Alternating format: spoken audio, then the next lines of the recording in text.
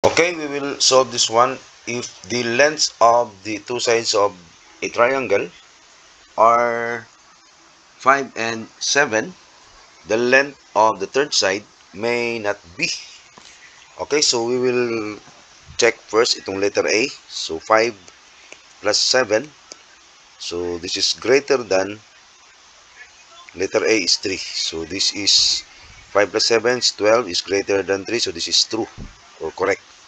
So letter B, 5 plus 7 is greater than 5. So 12 is greater than 5. So this is correct. So letter C, 5 plus 7 is greater than 7. So 12 is greater than 7. So therefore this is also true or correct.